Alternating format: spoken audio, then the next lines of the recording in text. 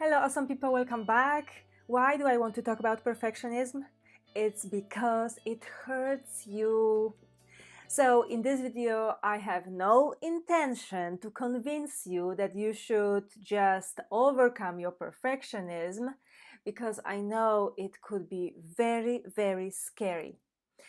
What is perfectionism and my remedy to it? This is something I'm going to talk about in the next video.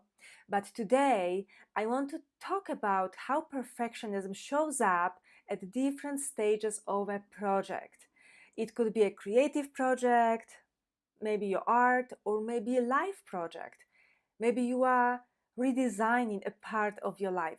Those of you who struggle with it, you may not realize that you have the perfectionist within because all the concerns that come up in your mind, they feel legitimate. I am going to use an article written by Elizabeth Grace Saunders that I found in one of the 99 new publications, and I will put a link below. And she perfectly described the voice of inner perfectionist. And I'm using the word perfectly in a way that she just nailed it. The article was fine. She probably had a lot of, struggle. Is it good enough? But as a reader, you just want it to flow. You just want to connect with it. In this article, Sanders divided the stages of any creative process. So how does creative perfectionist show up in the beginning? And she counterbalanced the perfectionist with a pragmatist. Okay, so let's get to it. In the beginning of the process, if you hear a voice in your mind, I'm not ready. I still need another certificate. I need to finish that course. I have to have everything lined up, otherwise I will not be able to focus. Or I have to have this one undisturbed block of time in order to do this work. What do you think it is? It is a perfectionist. Can you see how this voice makes you procrastinate? Like you have this inner itch to do something, to create something, but you listen to this voice within and you do not take any action. So it may be true that you still need another certificate, profession requires that, but what if this is really this inner struggle that feels like you push gas and brake pedal at the same time? Exhausting. And can you see how listening to the inner perfectionist in the beginning, before you even start, undermines your confidence? Because your confidence will come from taking action towards this project. So Sanders offers a pragmatist approach. I know there will never be ideal time, so I plan.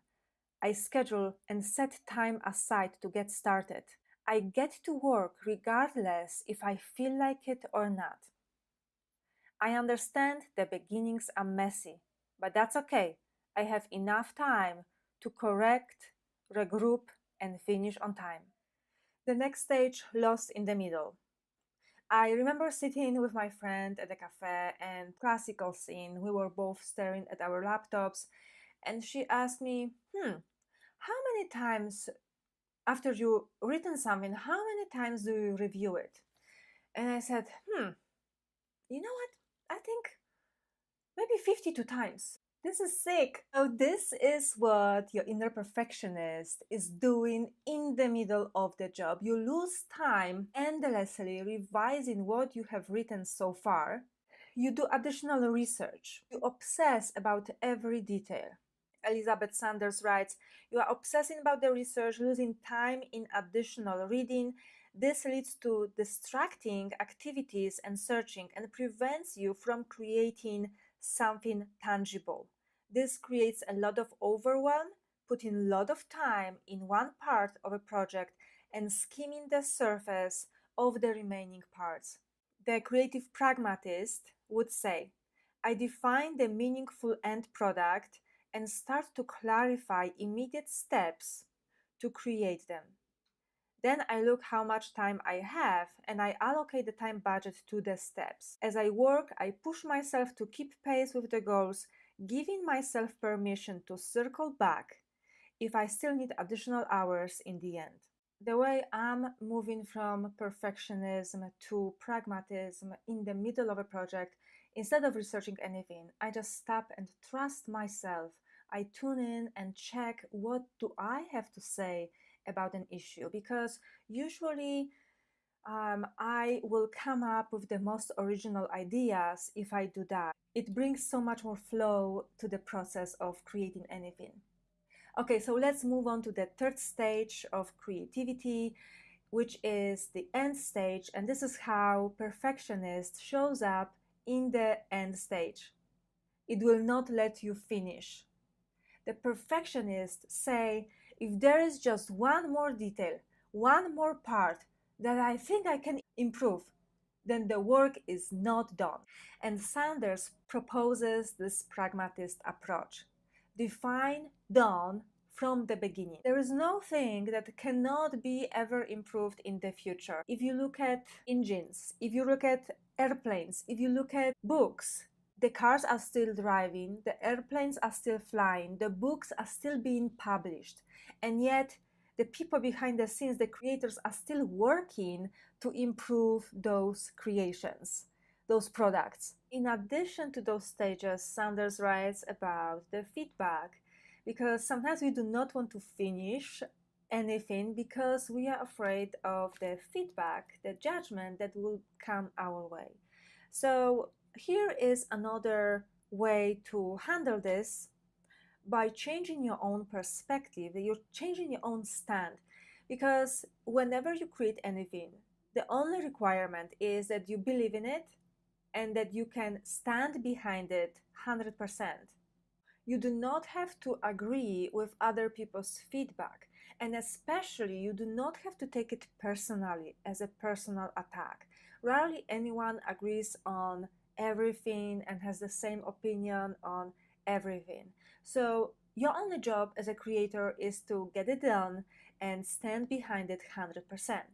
Whether people criticize you or not, whether they like it or not, this should not be your business. Your business is to just create. On the other hand, when you receive feedback, and you can at least know what other people are thinking, and this will allow you to express yourself better in the future.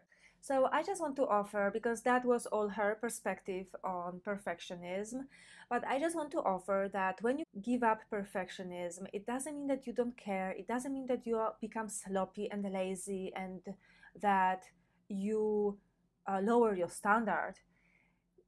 Your standards and your work ethics are different things. Perfectionism is how you approach it, how you experience the process of creation in your own mind. So think how you can switch from perfectionist to pragmatist, and usually this just involves change of perspective, how you look at things, how you look at failure, how you look at mistakes. So in the next video, I'm going to talk about what really is perfectionism and my cure for perfectionism. So stay tuned, subscribe, and I will see you in the next video.